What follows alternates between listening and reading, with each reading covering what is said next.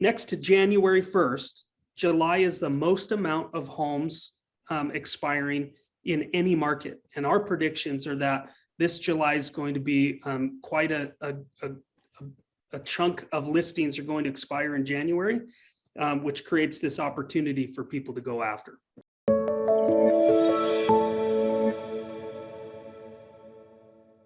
I want to talk about, I think old reliable. I want to call it old reliable. Expired prospecting and your expired data. And I think it's such a neat time to be talking about that too, because we've had such an amazingly dynamic real estate market.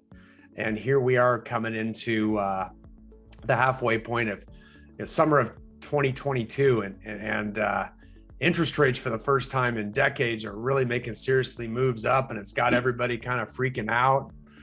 What does that bode for old reliable and expired prospecting? Yeah, let's hear it. Yeah, I think it's a great question. And I would start out by saying not a lot, meaning the opportunity has existed all through all of these hot years in real estate. I mean, 2021, what do we do? 6.4 to 6.9 million sales, depending on what you're looking at. If you're including FSBOs and bank sales, almost 7 million homes got sold in 2021. But people don't realize that there was 1.5 million expired listings. Yeah, isn't that crazy? There's a lot of them. And I hope everybody's watching this, man, that at least works with us, because I want to elaborate.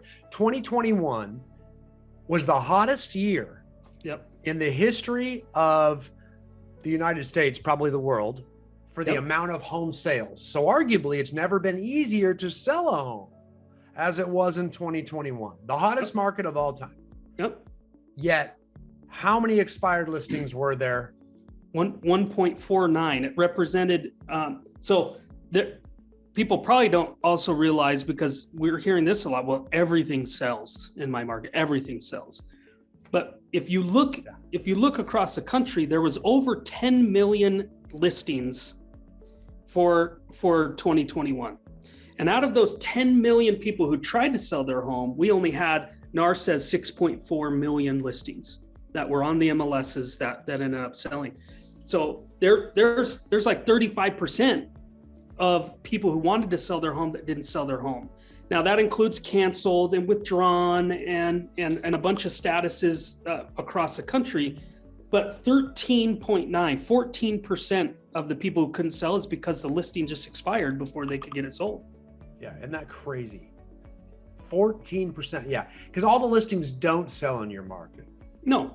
And it's not just because they're priced incorrectly, is it, Curtis? No, in fact, I would love to chat more about that, because that's what we hear, especially in a hot market. And we've been around since 2003. So we've been through hot markets and low markets, and we've seen everything in between.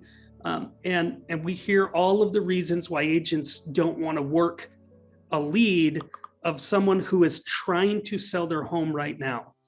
And just as a tangent, it's crazy to me, of all the things where you could spend your time and money, we spend our time and money on things of people that maybe possibly years from now could sell, and we're ignoring the people who are trying to sell their homes right now, like an expired listing. Those are the ones that really need our help. Yes. They're the ones that really need us. They're trying to do it. Right. And they are not achieving their goal. Right. And I think a lot of agents then have all of these stories in their head around why it expires. Well, it only expires because of price. The only reason why a home doesn't sell is because of price. The reality is there's a lot of other factors at play. And we have data scientists on staff, and we do a lot of data, as you know, around expireds and all kinds of things. But one of the projects we've recently looked at is our ability to predict whether something is going to expire or not. And right now, the data team is predicting whether a home is going to expire when it's active with an 88% accuracy. Wow. Now, everybody wishes I could sell that to them, but I can't. You have a code of ethics. You can't, while it's still active, you can't do anything. But while we're looking at it, we're not just looking at what can we predict it. We're looking at what are the reasons why it expires. And yes, price is on there. Yes, days on market, and the probability of expiring, goes as soon as you pass the average days on market in your marketplace, then your probability of expiring goes up. Those are the obvious things. The longer it sits, the more likely it is. But what people might not understand is that price decreases often increase the chance that it will expire. Back on market statuses, so somebody who cancels or pulls it off for a short time, maybe while they get the home ready and goes back on, is more likely to expire because it signals to the marketplace that maybe there's an issue. And people love to say, well, it's back on market and here we are again, but that's not a great thing. And agents need to be looking at some of those reasons why it expires. It's amazing how many people will do a price increase, like it expires and then it goes active again. And how many of those listings will increase the price and get it sold. And part of that is just the buying demographic. You keep lowering price, and pretty soon people look at the photos and they go, man, something's wrong. Right. And my background, there's no doubt. Yeah, my background is all digital marketing. And so as you're thinking about somebody searching for homes, which is where 9 out of 10 people start this whole process, is by searching without an agent online. And they're looking at these properties, the way you market the home matters a lot. So price does matter, but it's not always overpriced. That's very, very true.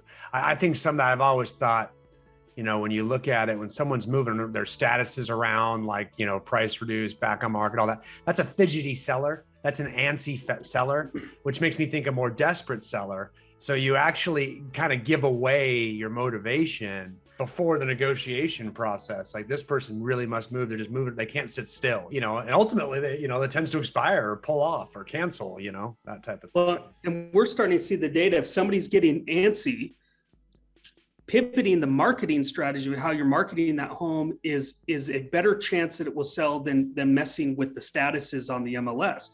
For example, and this isn't in every market, so some people are going to hear this and go, that I don't even know how they would do that. But in a lot of markets, people will try to direct them somewhere else to view all of the photos.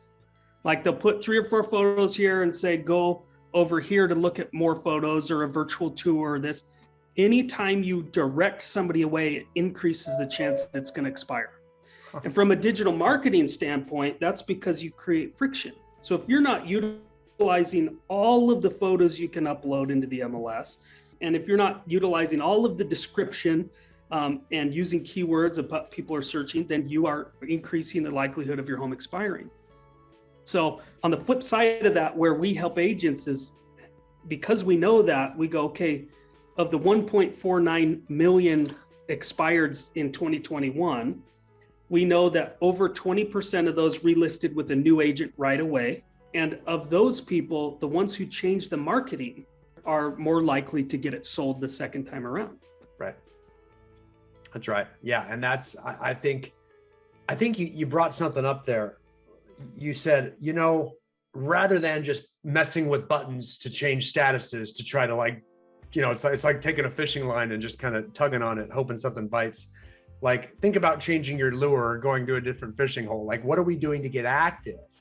And I think that's right. The adage, in a market that does have some changes, right? Real estate always does. We need to get active. And when we we talk about old reliable, we talk about expireds.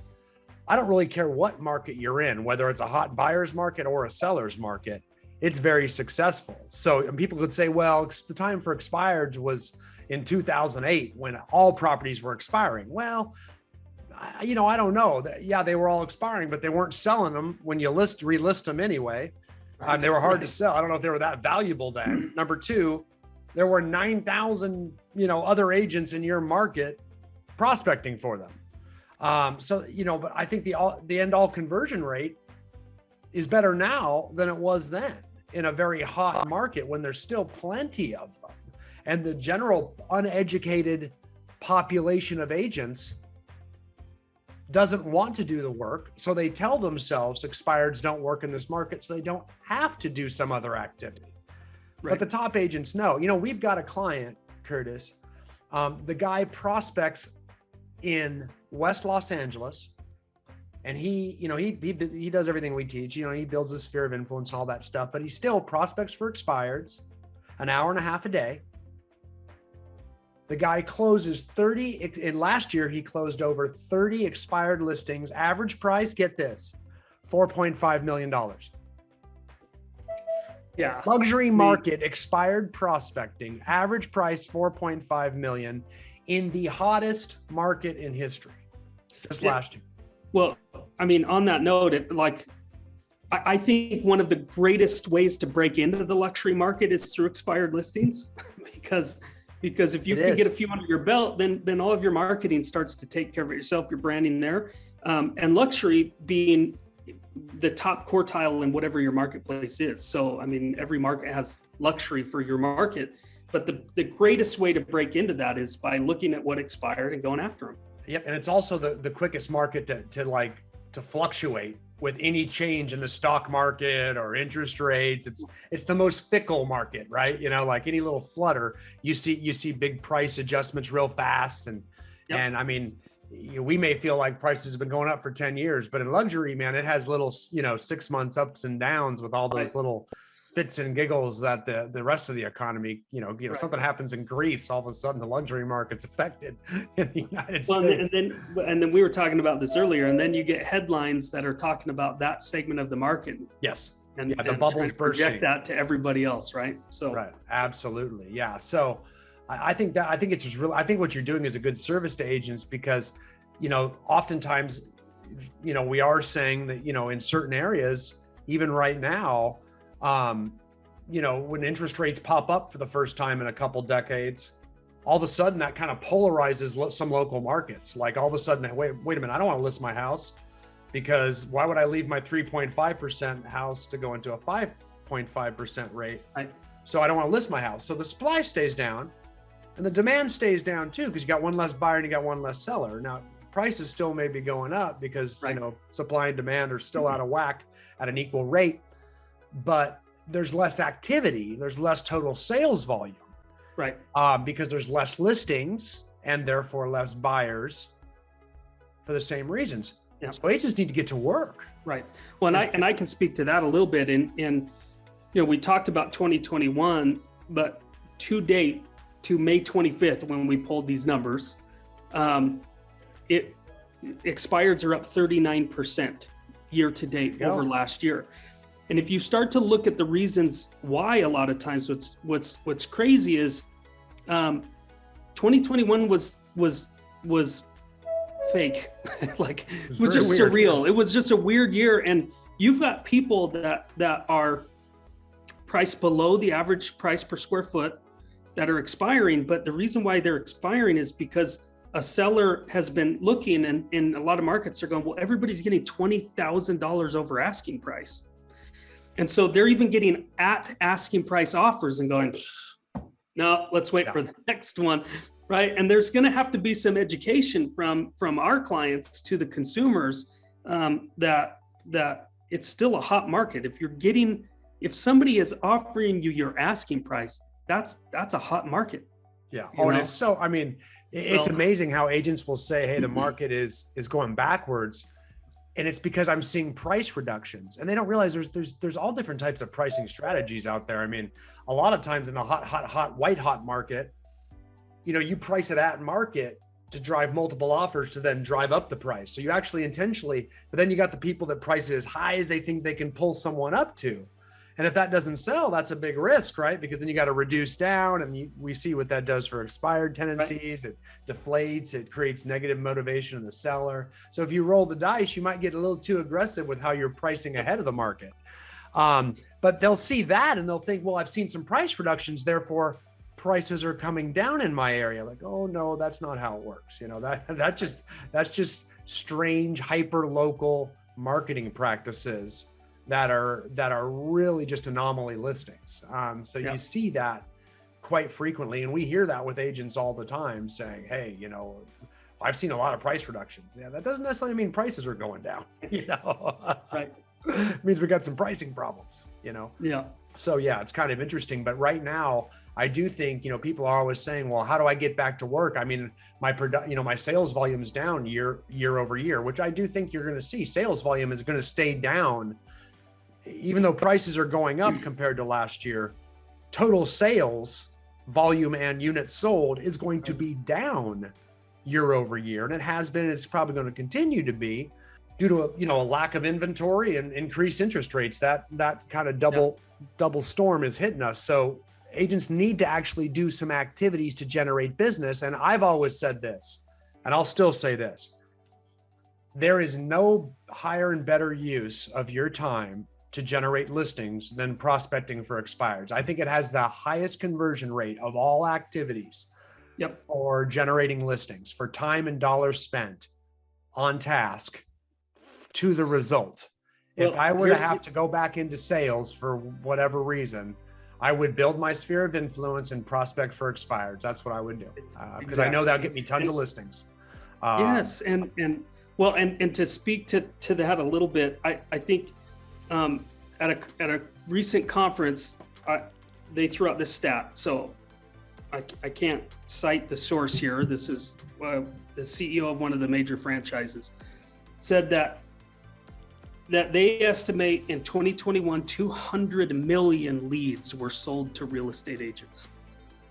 200 million leads, and we had 6.4 million sales. Just amazing, right there, and so everybody's, but no lead source can say that of 1.49 million expireds in 2021, 20% of them relisted with a new agent, a bunch of them relisted with the same agent, and a whole bunch of them sold the second time around.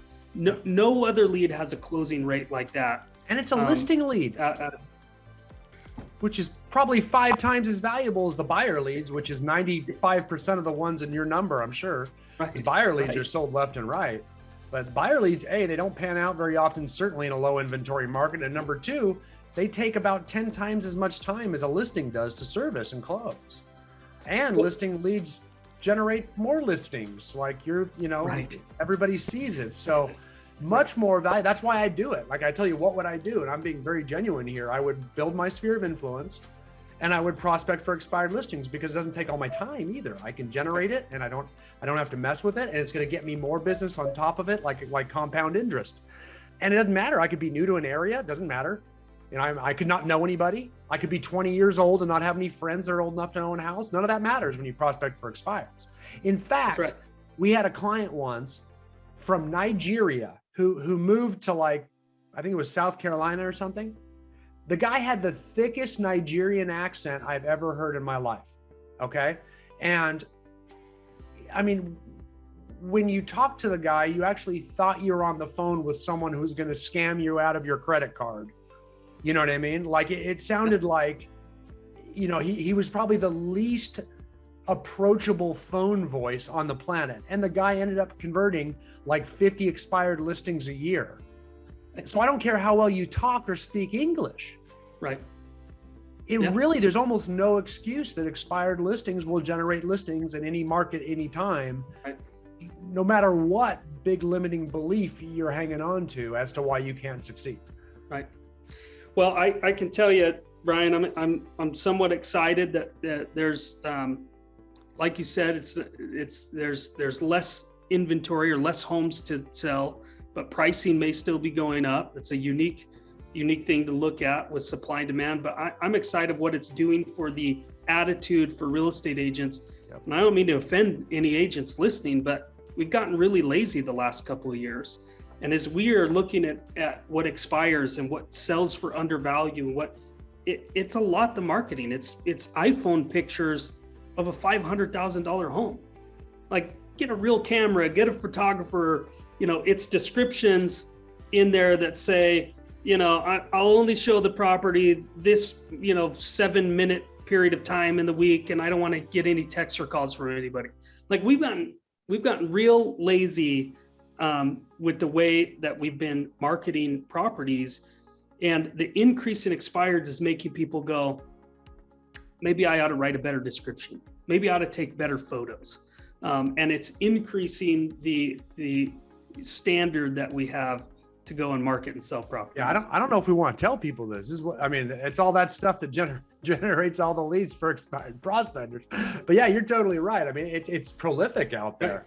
Right. It's amazing what no interior photos, how often you see that, you know, and all the different excuses for that, or inability to show, or need to, you can't even get into the house to see it. All of those things create tons of expireds all over the place. Yep. And quite frankly, you think, well, I wouldn't want that listing because then I'm gonna have to go with those problems. No, they learn their lesson. Oftentimes by the time you come in as a white knight, they'll actually listen to the changes you tell them to make. That's right. They'll price it right.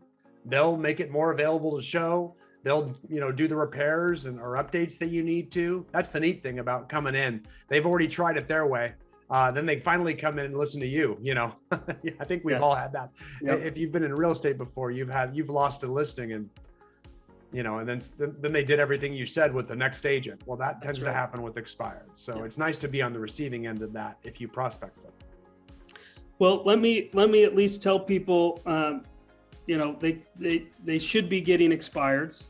And if there's only a few in your marketplace, you can do the research to find the contact info. If you don't want to waste your time doing that, they can always come to us. We help with that. And the opportunity here is we're starting to ramp back up with changes in interest rates. We're going to see an anomaly few weeks of who knows. I mean, we in a lot of markets we saw sales skyrocket because everyone's like, oh no, interest rates are going up more, so inventory went down even more.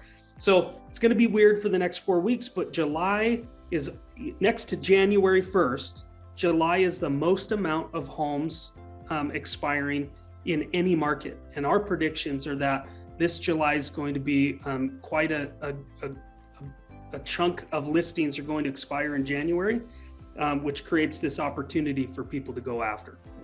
Well, I'm sure happy you're doing this. That's why, Curtis, I'm happy you agreed to do this, because I know our people need to hear this, right? It's time to get back to work, and they need to hear it from somebody other than one of my coaches, So you become someone, you're definitely the most trusted and knowledgeable source, because you do all the data and science behind it. And I appreciate you sharing that, because it does mean a lot, and you're absolutely correct, and you reinforce everything that we try to explain out there.